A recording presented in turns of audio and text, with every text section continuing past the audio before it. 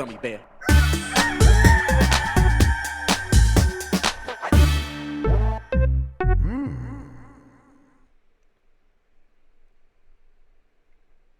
It's the internet. You're busy. Let's do this for September 1st, 2022. For the next hour or so, let me help you sort through the world of gaming on Game Mess Mornings Live with me, Jeff Grubb. Today, I just need everyone to stop yelling at me. I'm sorry I said Nintendo Direct. I'm sorry. But first, please join me in welcoming today's co-host to Game Mess Mornings. It's Jan Ochoa from Giant Bomb. Jan, how are you doing? I'm doing fantastic. It's okay, Jeff Grubb. I'll take the blame. I said Nintendo Direct. It was That's Jan right. all along, everybody. It was me. It's one of those things where, like, you know, it's what I considered my job for years and years, was like, kind of like sussing this stuff out. So, you know, it comes with the territory. But at a certain point, I'm like, this isn't. Why do I do this to myself? You know, Jeff Grubb, the real Mr. Sussy. The real Mr. Sussy all along. You know, people are the direct's gonna happen, and you're gonna know about it one way or the other. Obviously, we like the attention for our podcast and stuff like that. That's cool. That's totally fun.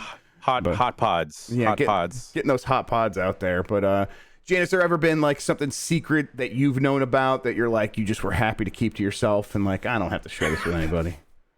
Constantly, Jeff Grubb. Constantly. Working on the internet. Constantly. It's a good life. It's a good life. All right, everybody, before we get into this mess, let's talk about what we do here. Most weekdays, I, Jeff Grubb, will help piece your gaming life back together. That includes breaking news, the catch-up where we discuss the biggest topics consuming the lives of gamers everywhere, and maybe even bring some of our own original reporting. For all these topics, I'll get the input of a bona fide expert who will make me look smart. If you are watching live on Twitch, welcome. Hello, Twitch. You can always listen to the show later on podcast feeds by searching for Game Mess Mornings, or find the RSS on giantbomb.com.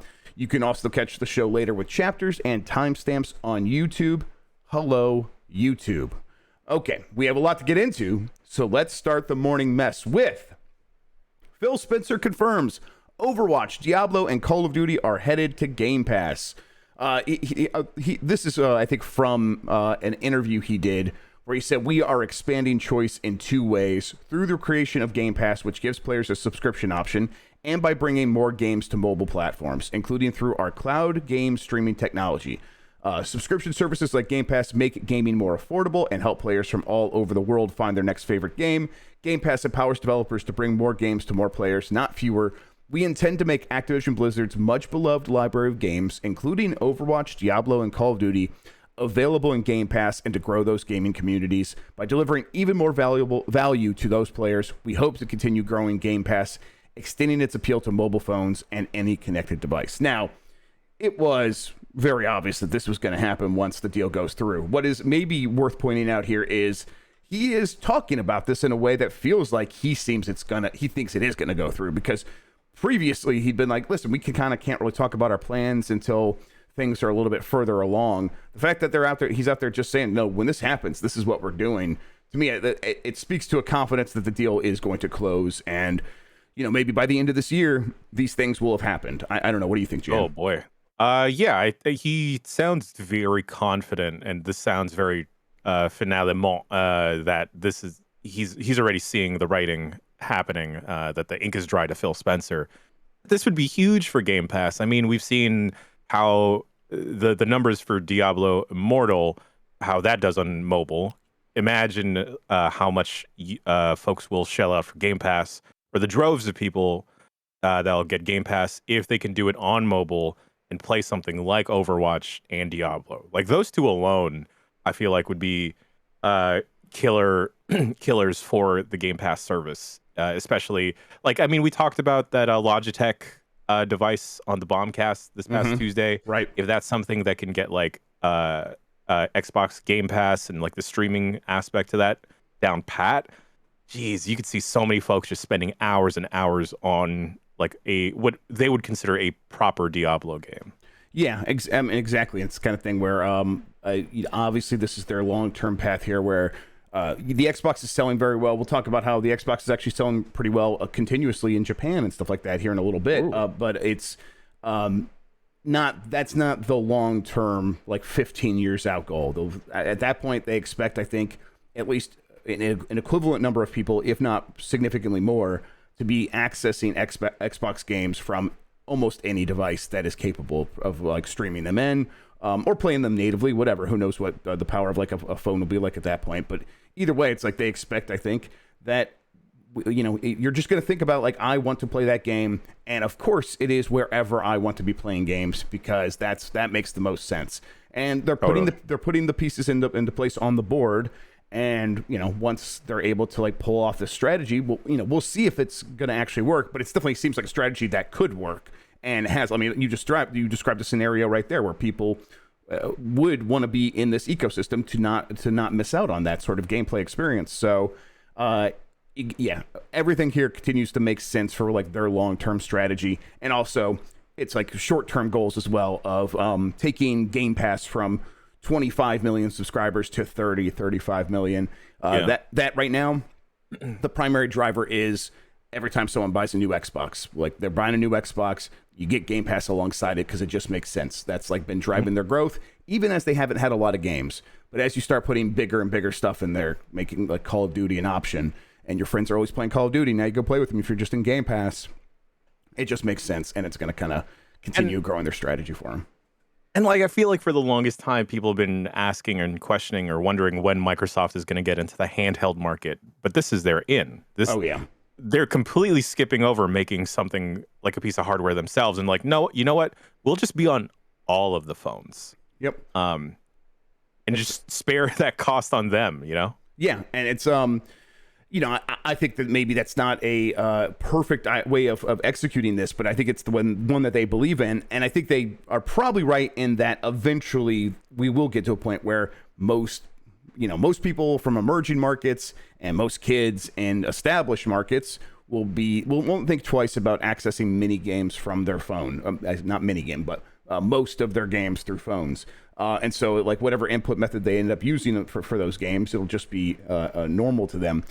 Still though, it just like with Steam Deck, it just seems like, man, if they could just establish what this should look like for these other third parties to pull off, maybe that would like grease the wheels to get them to where they want to go faster. Yeah. But then you look at that, I mean, that Logitech device is kind of ideal, you know, a little Android machine with decent controls, a pretty big screen, and you could stream Xbox games from it. If Logitech and Tencent are already working on something like that, I feel like, okay, we're actually already there. There will be a million different versions of this thing from all kinds of third-party manufacturers that will provide the Xbox experience that Phil Spencer believes you are already going to get from your phone. 100%. But while Phil Spencer is seemingly more and more confident that the deal will go through, UK competition watchdog says it could expand Xbox Activision merger inquiry over competition concerns. This comes from Tom Ivan at VGC. The Competitions and Markets Authority confirmed last month that it had opened an investigation into the $69 billion deal, the gaming industry's biggest ever by far. After gathering feedback from third parties with an interest in the proposed deal, the CMA announced on Monday that it has a number of outstanding concerns that needs to be addressed. That was like phase one of like gathering this stuff. Now they're talking about going to phase two, where investigations allow an independent panel of experts to probe more in depth into the risks identified in that first phase. This comes from Sarocha O'Carroll, Senior Director of Mergers at the CMA. And she said, following our phase one investigation, we are concerned that Microsoft could use its control over popular games like Call of Duty and World of Warcraft post-merger to harm rivals, including recent and future rivals in multi-game subscription services and cloud gaming. If our current concerns are not addressed, we plan to explore this deal in an in-depth phase two investigation to reach a decision that works in the interest of UK gamers and businesses. At phase two, the CMA appoints an independent panel to examine the deal in more depth and evaluate. This comes actually, Stephen Totillo wrote this part. At phase two, the CMA appoints an independent panel to examine the deal in more depth and evaluate whether it is more likely than not that a substantial lessening of competition will occur as a result of the merger. This is a higher threshold than what happens in phase one. In phase one, everyone's just like, here's something that could happen, and therefore, you know, it's just worth thinking about. In phase two, Now they need to examine and analyze those risks and say, is this going to cause, like actual measurable detrimental effects on the market, competitors, consumers? We'll see. This is, Jan, a little bit different than what happens in America, where the FTC and the Department of Justice, whatever, their modus operandi for the last like 50 years has been, will this cause prices to go up? No, then we don't care. That's like pretty much the only threshold. At least, there are some talks of changing that for sure, but that has been the threshold for many decades now. In Europe, places like the UK, they have different ideas in mind about what competition needs to look like. My question, though, doesn't everyone use their IP and the things that they own to not necessarily harm, but to compete against their competitors? Do you think that maybe they're trying to, is that what they're talking about here? Or is there something that Microsoft could do to harm these competitors? I mean, are they talking about what Sony's worried about and causing us to think that them acquiring Activision is going to take games like Call of Duty off of the PlayStation platform? Is that the malicious intent that the UK competition watchdog is alluding to? Because otherwise, isn't that just competition at that point? I mean, sure, Xbox and Activision trying to monopolize all of that and just keep it all onto their platform, but hasn't Sony done very similar practices in the past? Yeah, and it's like, I think, that is one thing. And then what was Microsoft's response to that? It was to compete more, right? And I think that's, it wasn't like the other competitors for Sony packed it up and gave in because, obviously Sony made the work to get Spider-Man exclusive. What can we do here? It's like, no, we need to respond to that. And I think that is the natural and relatively healthy version of what these markets are supposed to look like. Right. As healthy as these markets possibly can be when they are controlled by billion-dollar conglomerates. But I suppose that if I were trying to read into this, and I think my first reaction here was, this is the UK. This is Jim Ryan's home territory. He probably has some influence, more so than he has in places like Brazil, where we heard similar sort of discussions, and they were like, in Brazil, the only company that complained was Sony. Big surprise. Everyone else, Apple, Ubisoft, everyone else was like, this doesn't affect us. We're not worried about this deal. In the UK, maybe Jim Ryan has some influence. That was my first reaction. I have no idea if that's the case, and that is pure speculation. Maybe it is unfair. Maybe not. I don't know. If I try to cut that reaction out and I think about, okay, what could Microsoft do to harm current and future competitors? And it's like, okay, you know what? Microsoft is definitely trying to square off the subscription market for itself to the point where it is going to be so difficult for someone else to come into the space. But I think that is where this phase 2 is going to be super important. Is it more important to prevent that from happening, or is it more important to let a company like Microsoft build a new market space where people can get games in new and more interesting ways? I think that if you have to weigh those things, yeah, Microsoft is going to try to corner this market. Of course they are. Every company tries to do that. But it's probably worth it because a subscription service provide another pillar next to the traditional model of purchasing games, which has shown no real sign of going away while this is growing, right?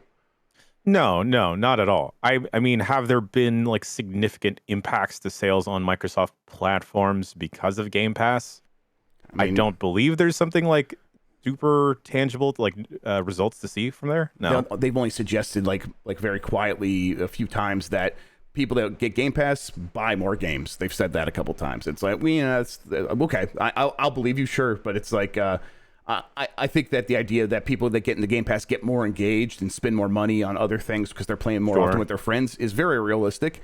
Yeah, 100%. And also, I bet you for as many Game Pass accounts, there's so many that forget that they have Game Pass and just let that charge go. Yep. One of those people being me. Yeah, I don't have much use for Game Pass personally, so it's kind of thing where I think I still have a year on it or something like that. But when that's up, I'll have to reassess just because we get so many codes for work. But yeah, I think that's why we got to go for the family plan, Grubb. That's right. We got to make the family plan happen. Absolutely. Yeah, I'll be the dad of the Game Pass. Oh, I love it. I love it. It's our allowance, our gaming allowance from Zaddy Jan. Even while this sounds, I think, strange, to me this sounds very similar to Elizabeth Warren coming out and talking about the Activision deal early on in the investigatory stage, where she was saying things like, "Yeah, someone should be looking into this. These things, here there are some risks that looking from the outside that I understand could be possible."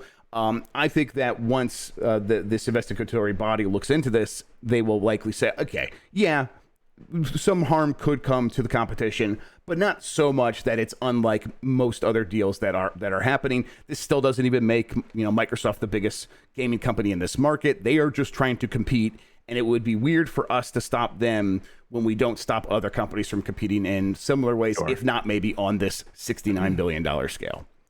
When they are investigating killing the competition, are they primarily just looking at Sony? Because I feel like a lot of this Xbox and Activision stuff isn't really hindering Nintendo at all. Right. I think that they won't just they said they're going to look at like all rivals and current and future. So I would imagine like if like they're, hey, what does Nintendo think about this? And Nintendo's like, huh, what's going on? Wait, did someone say something like, oh, you don't care about this to like such an extreme degree that obviously there are other factors in this market beyond just this one massive deal, admittedly massive deal. Like, but clearly it's not like you already are existing in a more healthy than you've ever been, Nintendo, without having most Activision games, period. You had Diablo, sure, but you haven't had a Call of Duty, the one that everyone says is so important, and you're not just doing fine, you are doing better than ever. So really, I mean, how can Sony speak to this idea of this being like the only way for them to compete? And in the meantime, of course, and I'm sure people listening to this are maybe getting a little frustrated we haven't mentioned this, Microsoft has said that Call of Duty will remain on PlayStation for the foreseeable future. They intimate that it will stay there in perpetuity. We'll see about that, but at least for the next 3-4 years, it's going to be on there. So it's kind of a hard thing for Sony to argue as well. All that said, maybe they're thinking beyond even Sony and Nintendo. They could be thinking about Ubisoft subscription service and EA subscription service, which is baked into Microsoft Game Pass. Because how do you compete with that? You got to just kind of like glom yourself onto it, and is that a problem for competition going forward? It's all possible that these things could trigger something in all these various territories. Likely, the most likely scenario though here, the most likely result is that none of these things like blow up the deal. Microsoft may just have to make some concessions and just say, oh, okay, well then instead of buying this whole thing, we will spin off some of these divisions and find another buyer for them, and we'll work something out. Like they will make concessions to make sure the deal still goes through, and most regulatory bodies are going to be like, oh, okay, then we can actually give you the green light now and the thumbs up and all that stuff. Is it like if the shoe is on the other foot, I feel like Sony would be more selfish with Activision. Yeah, I mean, I think if that's happened. They did not do that with Bungie and Destiny, right? Like, but I think that was part of the condition that Bungie had. Like, hey, if you acquire us, we need to be able to like operate as Bungie. You can show up and fund it, and we'll give you all our knowledge and stuff like that. But I think if it was like something like Activision, I think you're right. It would be not surprising at all to be like, oh, Sony bought this thing and now they're making all these things exclusive. Whereas with Microsoft, it's like it's a debate. Like, are they going to do that? Like, what are they going to make exclusive? But also, Sony being the market leader can kind of throw their weight around a little bit more, and we've seen them do that, and it also makes sense. And it also just feels like Sony trying to compete, right? None of this feels like manipulation of the market to such a degree that it's suddenly some unfair place for competitors. At least for the existing companies in the space, they all seem to have their own footing, and they're trying their own thing, and they're all thriving in their own way. The numbers back that up. All right. Let's see. Assassin's Creed key art leaks. I was gonna show this, but apparently everyone that is showing it now is getting DMCA'd. So let's just say what the hell. Also, I don't want to put it over in that browser, but I'll describe it. Assassin's Creed Mirage. We talked about the title leaking earlier this week. That is the title.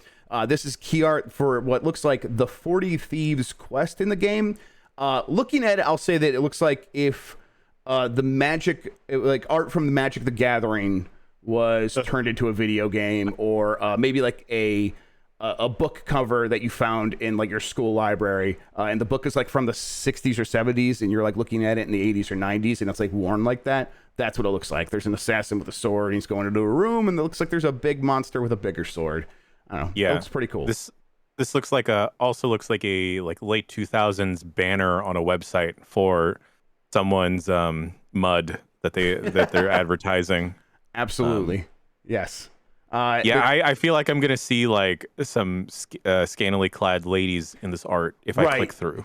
Yes, it's got Edgar Rice Burroughs energy, where it's like, hey, the Princess of Mars is naked all the time. Yeah, and I'm this like, lady's not a mirage; she's real.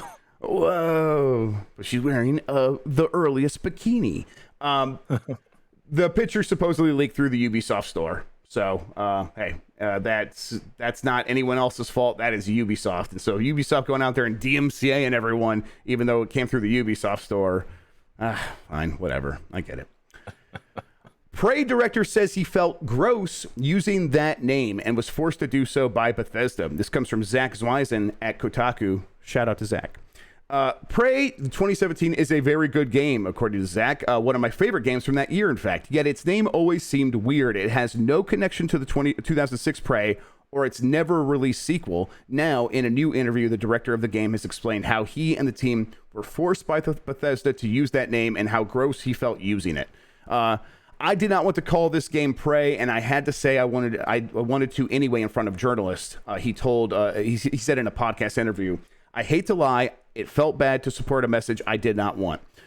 He went on to say that it wasn't just him that felt this way. Many other people at Arcane felt the same way. And Jan, I can imagine that being very true, right? You're making your game. Yeah. It was probably its own thing. And then the corporation that you work for comes on. It's like, you got to name it this. Like, that's got to be a weird situation. Yeah, especially when you have like a specific vision for a game, and then now you feel shoehorned to kind of fit that vision into this title that also makes you and the whole staff feel odd. Yeah.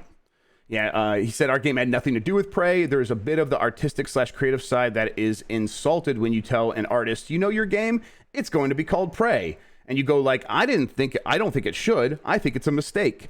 And then Colantonio, who's, I don't know if I've said his name so far, who is the director on that game, he said that he believed that calling it Prey was also a sales mistake because choosing that name backfired, as Prey fans weren't happy, and the people who didn't like the original unrelated Prey didn't even look for the game. So yeah, like it is weird to think like that you would force this on to people, because like how is it even a good idea? Like no one was saying, oh man, I can't believe they've released the sequel to Prey. Everyone was just like, it is weird that you're calling this other game Prey. That's the only thing I've ever heard anyone to say about that. It's like if, I don't know, someone released a game called Too Human again. Right. And it's like, wait, why? It's like, no, because this person is too human. Yeah, it's 3 Human now, actually. This is 3 Human. It's the sequel. No, it's not. It's just another game. Shout out to Dennis Dyack. Say that every day. According to the former Arcane director, the situation with Prey and how Bethesda forced the name on the team was a big reason for his departure from the studio in 2017. He has since gone on to found a new team, Wolfeye Studios, which recently released Weird West. I can imagine like having those situations where if you are getting that sort of corporate interference, it rubs you the wrong way. Go do your own thing. And it turns out if you are an established game director who's shipped games and you want to start your own studio, the money's out there to do it. So yeah, I'm glad he was able to pull that off. I was also very confused when that game came out and was like, wait, this isn't the other Prey. Why is it? Yeah, market confusion. I don't get it. Yeah, do they not understand how things work? I don't. I know it's like it seemed to serve no purpose other than to confuse. And if you are the company trying to sell a game, why are you trying to confuse me? That just seems like a bad strategy. Good luck to them with Prey again. PlayStation Plus adds Need for Speed and Deathloop in September. This comes from Rachel Kaiser over at GamesBeat. Sony revealed today that games coming to PlayStation Plus in September to both to the Essential tier and to the Extra and Premium tiers. The Essential tier games launch first on September 6th, while the other games launch later in the month. The free games for the essential subscribers are Need for Speed Heat, Grand Blue Fantasy Versus, and Toem. I believe that Grand Blue Fantasy Versus is an Arc System Works fighting game. Yes. Need for Speed Heat is I think a relatively well-liked Need for Speed game, although I think it runs at 30 frames per second. And it's like, hopefully, yeah, it's right. Like, if you're going to put that out there, just give it a boost. Make it work. And then Toem game that's 30. Nah. Yeah, that's messed up. It's nasty. And then Toem, I think, is an indie game that people seem to like. I've never touched it. I've never played Toem's really great. Toem's really good. Okay, cool. I mean, this is the essential tier. This is just like the old days of, PlayStation Plus is getting new games to its instant game library. But then they also have the extra and premium tier. For everyone on both of those, you will get on September 20th, Deathloop, Assassin's Creed Origins, Watch Dogs 2, Dragon Ball Xenoverse 2, Spiritfarer, Farewell Edition, Chicory, A Colorful Tale, Monster Energy Supercross, the official video game 5, Alex Kidd in Miracle World DX, Rabbids Invasion, the interactive TV show, Rayman Legends. I'm going to say that again. Rayman Legends. Raymond Legend. Scott Pilgrim versus the World, the game complete edition. Everybody loves them. That's okay. For all of PlayStation Plus's like weirdness, PlayStation Plus Extra, very good. That is a good list of games. That's a pretty good list of games. I mean, Deathloop, Watch Dogs 2, Chicory are really great titles. I have a very big soft spot for Scott Pilgrim versus the World. And those feel like really good titles to if you are a PlayStation Plus premium subscriber. Yeah, well, speaking of that, the premium subscribers also get these classic games starting September 20th.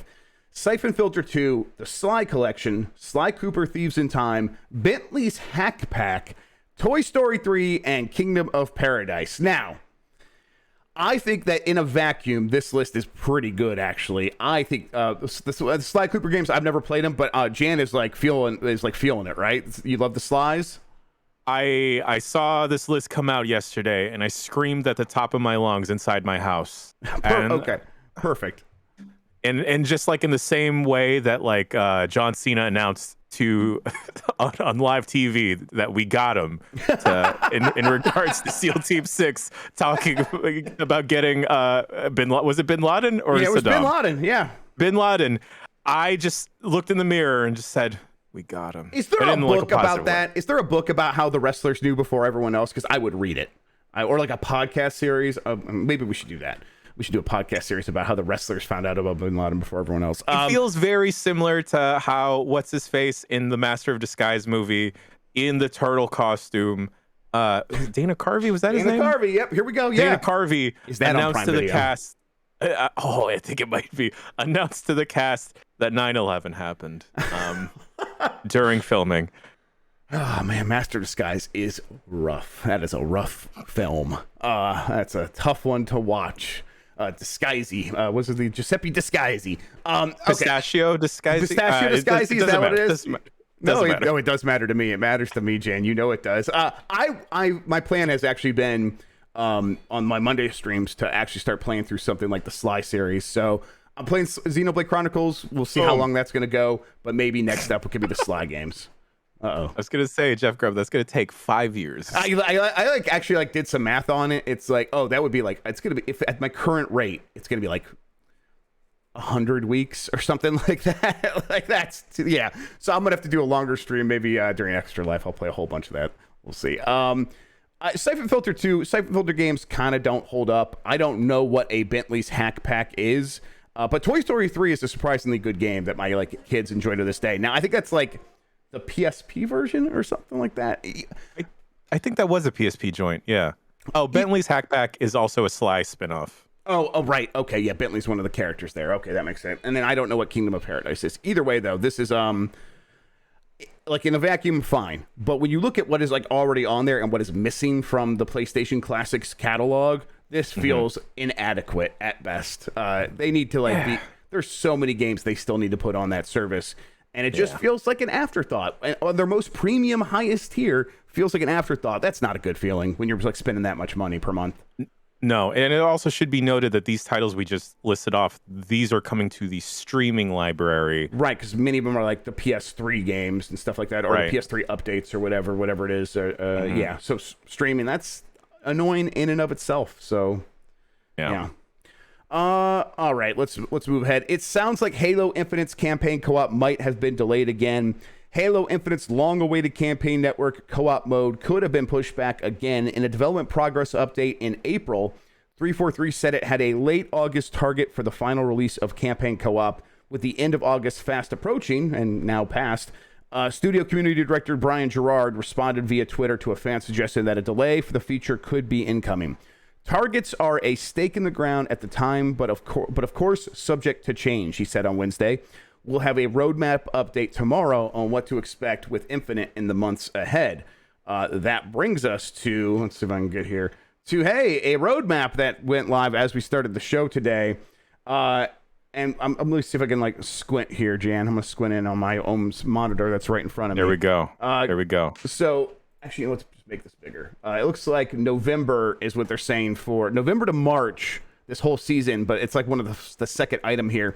Campaign network co-op and mission replay. So yeah, looks like that's still a ways off from actually happening. I think I guess I'm a little surprised that they have to keep pushing this stuff back. They have to like we're not getting just the windfall of new Halo content, but I will say, while this is getting delayed, if the Forge beta can come out here pretty soon, I think Halo still has a chance of being relevant, like in the long term, as that community just goes nuts and puts so much stuff into the game and puts so much creativity in there. Where are you at with like Halo Infinite and like going back to it on any terms? I feel like a lot of my initial enthusiasm has kind of dissipated at this point. And unfortunately, I fear that the longer that the co-op gets delayed, the less interest I will have in it. I remember liking the Halo campaign, but now I actually have completely forgotten what it was like. I just remember being able to grapple around as Master Chief. But yeah, I remember like when Halo Infinite came out last year, all of my homies were like, all right, let's do the campaign together, the four of us. And then I had to break the news of like, actually, we can't. Right. And it's kind of unfortunate that we can still make the jokes that Halo Infinite's been delayed. Right. Again. Yes, it's the game that it's the only game I can think of that came out earlier than it was supposed to, and has also been delayed like 5 times, including times after it came out. Yeah. I'm like scrubbing through this, trying to see if there's like any details we can get from this video, but maybe this is something we'll have to catch up on more tomorrow. Because this is like a 30-minute video, so we'll catch up on all the details from that tomorrow, everybody. In the meantime, Jet Set Radio's spiritual successor, Bomb Rush Cyberfunk, has been delayed again. Indie developer Team Reptile has delayed the release of Bomb Rush Cyberfunk for a second time. Originally scheduled to arrive in 2021, before being pushed into 2022, the PC and console game is now targeting a summer 2023 release. We are convinced that releasing the game this year will not take it to a level where we would personally be satisfied with it, the studio said on Wednesday. To create a fulfilling and unique game, we are extending the development time of Bomb Rush Cyberfunk to summer 2023, but we will be dumping a lot more visuals this week to show you how it's shaping up, which I think I might have something like right here. It does. I mean, this is the Jet Set Radio inspired game. It looks great. Riding a skateboard in a cel-shaded world. I want this game to be good. I always thought Jet Set Radio and Jet Set Future, whatever it was. I thought those games always looked cool. I never fell in love with playing them. And I think like, hey, if you were working on like having that style and matching it up with a really compelling game, and you think like delaying it will get you there, of course do this, right? Please take the time for this.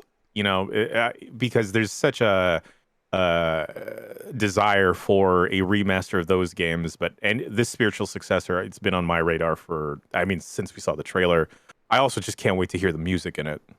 Yeah, it's like the soundtrack is going to be a big draw, and I'm also looking forward to that. It looks. I think I'm in the same camp, Jeff. I always like the look of it. Didn't like playing it, but I just really love the vibe. Yeah, and it's like, those vibes go a long way to the point where I am still nostalgic for this, even though I never loved playing it. So if you're going to deliver on that side of things, and you give me a cool like skateboarding game on top of that, that's neat. I don't know if rollerblades are in there as well, but they should be. If they're not, I'm not positive. I could be speaking out of turn there, and obviously they are in there. But just from seeing this GIF, I'm like, I can't remember if in the original trailer they showed rollerblades. And we need more rollerblade representation in video games, Jan. That's important to me. Yeah, as Giant Bomb's #1 rollerblader. Yes. Also give me Healy representation as well. Absolutely. We've been saying that for a long time. And Jan, eventually we will get justice for you. All right, let's talk about sales in Japan. The physical chart for the week came out. And this one is interesting because it has... Jan, you've been here for the last couple of weeks. We talked about this chart a lot of the times that you've been here. One of the things that we always notice is the Nintendo Switch dominates the software chart. Like 1 through 10, every single thing is a Switch game. So would you be surprised to hear that 1, 2, 3, 4, 5, 6, 7 of the games of the top 10 are PlayStation 4 and PlayStation 5 games this week? I'm incredibly surprised. It's wild. Almost all of them are new. It seems like people just showed up for PlayStation this week in Japan, starting with Earth Defense Force 6 at #1 and #4 for the PS4 and PS5 version, relatively speaking. To kind of give people an idea of like maybe a split of how like these games are selling when you have a version that's available on both. The PS4 version sold 68,000 units, while the PS5 version sold 24,000 units. So it kind of gives and obviously Japan super supply constrained when it comes to the PlayStation 5, but still. That's why we keep getting cross-gen games. Then the Nintendo Switch version of SD Gundam Battle Alliance, that sold 38,000 units at #2. Then Soul Hackers 2 is 3 and 5, again with the PS4, PS5 split. Wow. And then PS4 version of SD Gundam Battle Alliance is #6. Then at 7 and 8, we got Mario Kart 8 Deluxe and Nintendo Switch Sports. #9, with 10,000 units sold in Japan for the PlayStation 4, PS4. Saints Row. But did that game? I didn't even know that game even came out on PS4 and Xbox One. I was not aware. Yeah, I thought it was only current gen. Current gen only, yeah. And then finally, the PS5 version of SD Gundam Battle Alliance rounds out the top 10. Yeah. I honestly thought maybe like still catering to the PS4 would kind of skew the audience a bit, but it doesn't look that way, at least in Japan. Like people are still picking up those titles.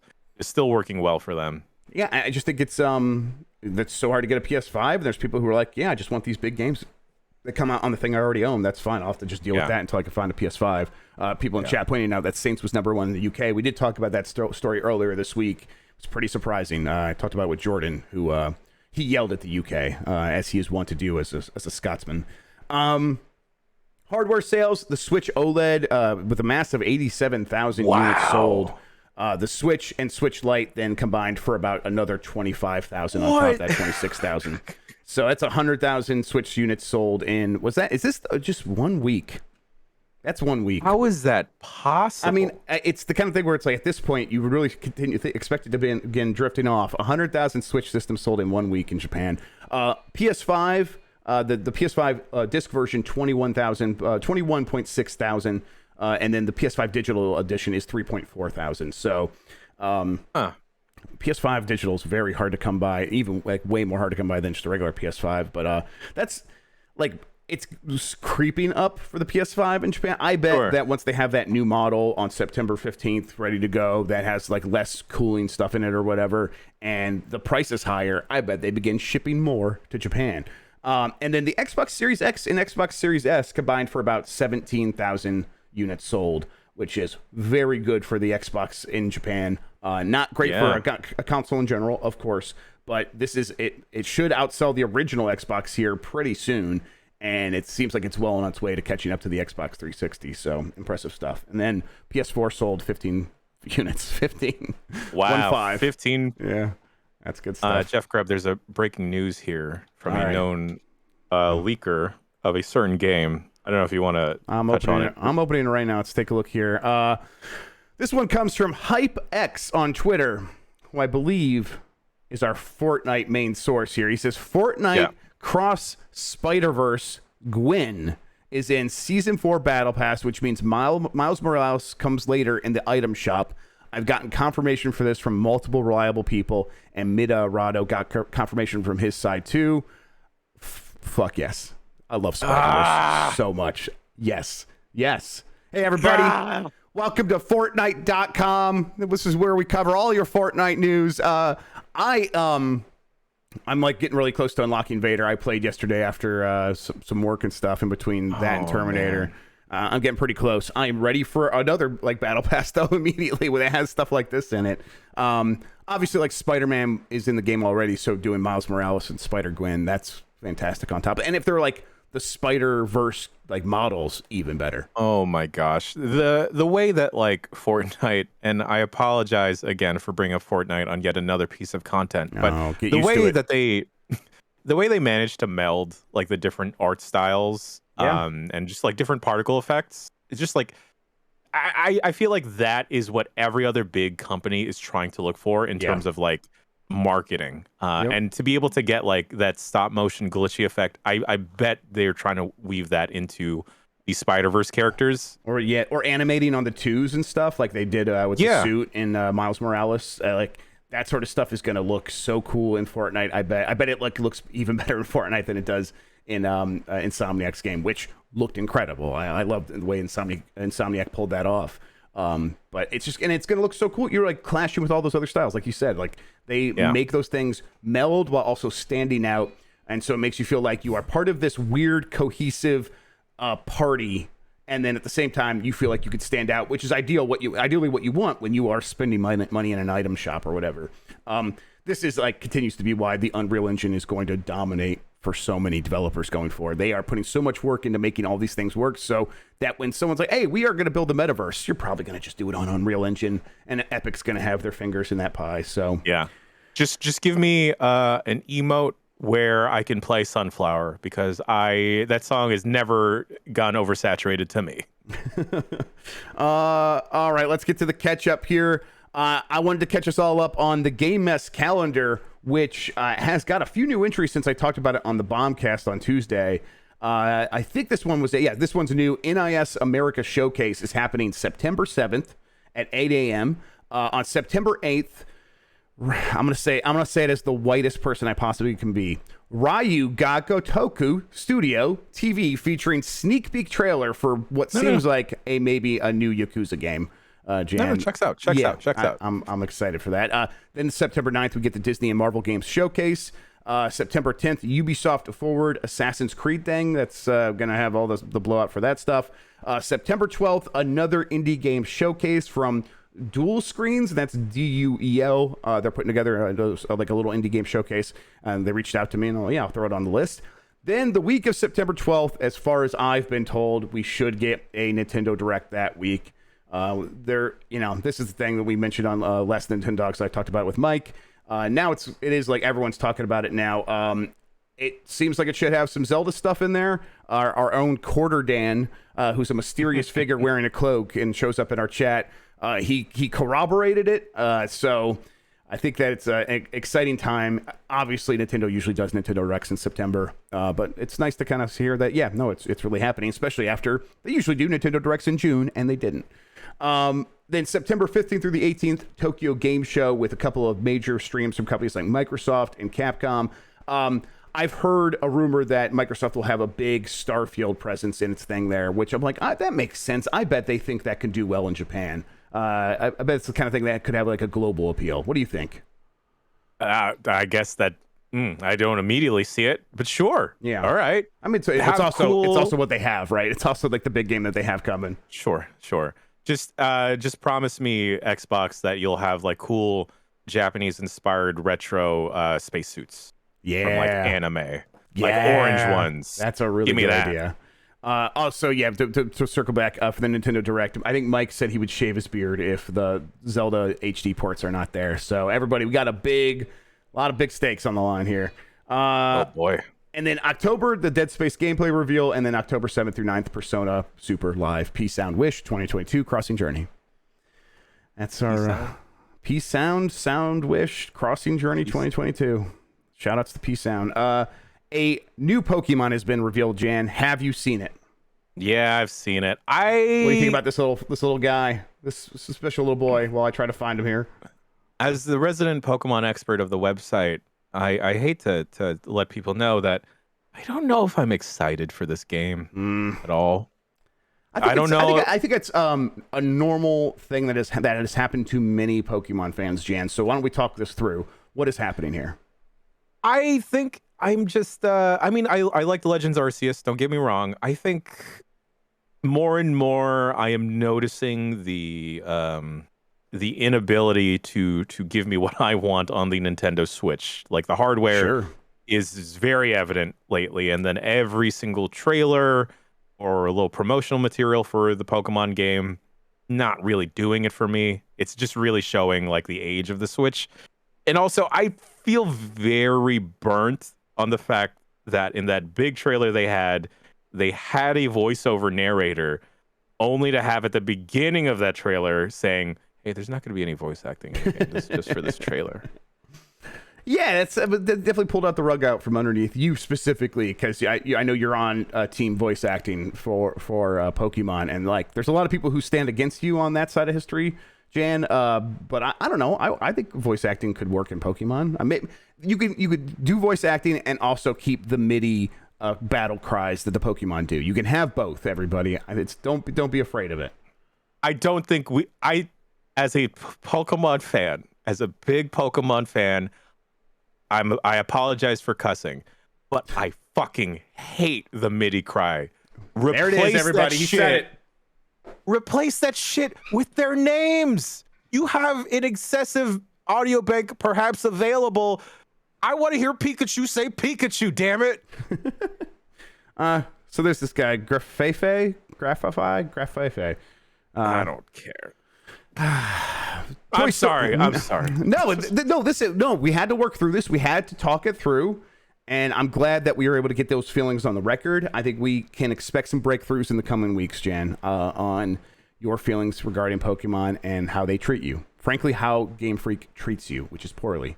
We can all say Pokemon Masters, which is a mobile game, has extensive voice acting. What are you doing, Game Freak? What are you doing? There you go. But now you can see them. All right, let's bring up this thing real quick, and then we'll get to the polls. Toy Story in Halo Forge mode looks very cool. So we talked a little bit about that timeline that they put out, the roadmap for Halo. Apparently they've canceled split screen co-op, like local co-op. That's why they keep talking about network campaign co-op. So that's like, if people are like have done that in the past with all their Halo games, that's not coming. That sounds like a real issue. That sounds like this is people are going to fixate on that, and I think that's fairly, because they've been expecting it now for an entire year. That said, the stuff here in something like this with Forge, I don't know. Forge looks incredible, and if you could take like the creativity that's possible with something like, they just made Andy's room here for people who are the audio listeners. And it looks straight up like, Pixar stuff. If they could take the creativity that's possible with this and just mix it up with different kinds of game modes, the community really is going to be able to do what it seems like 343 has not been able to do. It makes me wonder, though, Jan, if the tools are this powerful for creation, what is taking 343 proper so long to make new stuff? Like, if this is possible, how can it be so hard? I have to imagine it might be a management issue then. Because like, if someone can make something as amazing as this, and I remember seeing this earlier this week, it looks absolutely fantastic. As someone that has navigated this room in Kingdom Hearts 3, it's really good. I half expected to see Sora, Donald, and Goofy running around. Sure, yeah. Casting Zeta Flare or whatever, yeah. Oh, I can only dream. I have to imagine there has to be some type of management issue, or there's like a bottleneck happening at 343 that they're not able to do all of these things as well. Chet's saying that the Forge tools themselves might have been the hard part and might have been taking up a lot of effort, and that's fair. I don't really know. This is, definitely just asshole gaming fan assuming things 100%. It's just, you see this, and it's like, once Forge is out there, I hope that we get to a point where, okay, yeah, the community's doing stuff, and 343 is doing a ton of new stuff as well, and this game can get turned around. I love playing Halo Infinite. I'm bummed because I'm at a point where no one ever asks me to come play anymore. No one's playing anymore, so it's like I'm not playing it either. Oh well. Yeah. All right. Let's get here to the polls. I asked yesterday, would you pay as much as $90 for a standard controller that used drift resistant stick mechanisms? And this came up because of like the Hall effect mechanism that they're using in that new 8-bit Do controller, and apparently people are selling these Hall effect mechanisms for Steam Deck that uses magnets instead of just the little interlocking plastic or whatever to track your stick movements. And apparently these things don't cause drift or don't have drift, at least not as much. But you can imagine that they must be therefore more expensive, which is why these companies don't use them. So what I was trying to get at here is, if like it just flat out costs more money, which it probably wouldn't be $20 more expensive, but let's say it was, would you pay that just to get the same exact controller, but it's using a better stick mechanism? And it was split. 49.9% said yes, 50.1% said no. The big response was, if I'm spending $70 on a controller, it should just work, and it should have good enough components that I shouldn't experience drift. And then the other most common response was either the warranty on these things are so good that it's easy to just send them and get them replaced, or if you are willing to sort of be a little less scrupulous and go to stores and say, hey, I'd like to return this, it broke, can I just do a swap? Most stores will like agree to that. And so it like, I think we're in this weird thing where, the fix for this problem exists, but companies are like, we don't want to have a lower profit margin on these devices, and people are like, we're not willing to spend more. And so we're in this like, and we have solutions to like bypass this issue by just like going through warranty or whatever. So it just feels like one of those like, this is the path of least resistance. So we're just going to keep getting these shitty sticks in gaming controllers going forward. I don't know, Jan, would you pay more? I mean, I would pay a premium to ensure that, we could do exactly what you said, that if it does break, I can get it replaced, or that it's just not going to break to begin with. Because I feel really poopy every time I have to think about buying another set of Joy-Cons, because it's like $70-$80, and just the fear in the back of my head of like, this has an expiration date. These sticks are eventually going to drift. And I feel that way even like sometimes like buying what I think might be an older pair of Joy-Cons that they've already have the drift gene kicked in or whatever. Right, the drift devil gene. Yes, absolutely. Yeah. Yes, devil gene of drifting, and not the good drifting either. Right, no, the very bad one. No Tokyo drifting at all in these controllers. If people are asking like what changed, like sticks didn't used to do this. They just used what were likely like better produced components originally, and now everyone basically gets them from the same cheap supplier these days, is what it sounds like. And they all are just have this like wear down flaw where they wear down either, some of them wear down very quickly to the point where people are getting drift within like months of buying something, or it takes like a couple years, but either way, like it feels like it's inevitable if you use the stick long enough, and that's frustrating. Also, I think the idea of a like magnetic sensor inside a controller is just cool. So I'm definitely going to try out that 8-bit Do one, because I'm like, I just want to see what that feels like and see if it feels any different. I love magnets. I do love magnets. That's who I am as a person.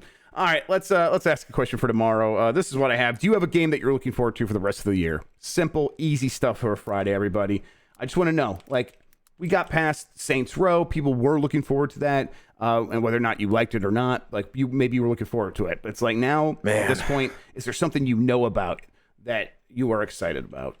It's like, for me, it's like how tough, like, I'm going to say Metroid Prime Remaster. That's not even announced yet. But like if I try to think of something that's announced, confirmed, and has a date, it's tough for me to like just think of something off the top of my head.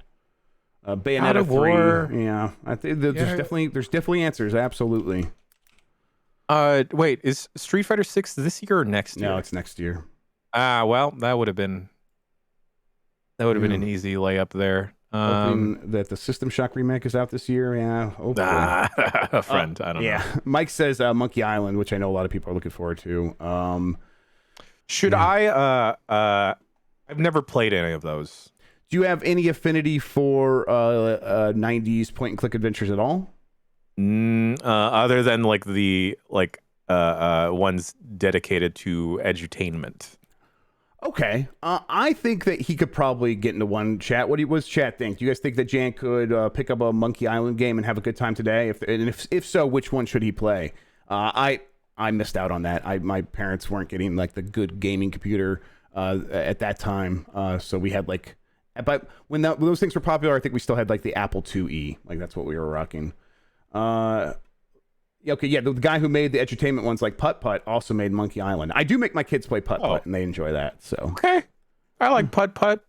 Monkey Island 2 for sure. Okay, yeah, that sounds good. I think if you, they're all like available, ready to go, and Putt Putt does rule. That's right, Jess. Hell yeah. All right, let's wrap this up. Jan, what do we have going on today and tomorrow on Giant Bomb? Today, we've got the voicemail dump truck with special guest friend of the site, Evil Uno. Yeah. There's still time to call in. But immediately following Game S Mornings, right now, if you're watching live, please stay tuned. Don't go anywhere, because our own Dan Reichert is going to be playing Sonic, the 2006 edition, where Sonic kisses a lady. Can't believe we're doing this. I can't believe we are allowing this to happen. Yes. We turned the keys too far, and Doomsday has come. Also tomorrow, another edition of Game S Mornings. Sekiro Cho has moved to tomorrow, and also perhaps the conclusion of Ranking of Tekken endings. I think they're about to get there. Yeah, Ranking of Tekken this Friday, everybody. So no standard UPF. We've done a couple of those the last couple of weeks. It was time. We got the band back together. It was time to finish up Ranking of Tekken endings. I am looking forward to watching that with you all when that crew gets together. They're going to throw each other into a volcano. I can see it. That's the way to celebrate it. Absolutely. No. Well, I'm looking forward to all this. I'll be hanging out at least for a little bit with Dan for Sonic and stuff. So if anyone's got any questions you want to ask him, like why are you doing this? Please stop. Will someone please stop him? You ask me and I'll ask him. I'll see what we can do. Yeah. In the meantime, let's get out of here until another Game S Morning is going to happen tomorrow. Jan, thank you so much for hanging out with me. Thank you, Jeff Grubb. Thank you, audience, for watching. You're the best audience in gaming. Until next time, have a good one. Take care of yourself, and goodbye.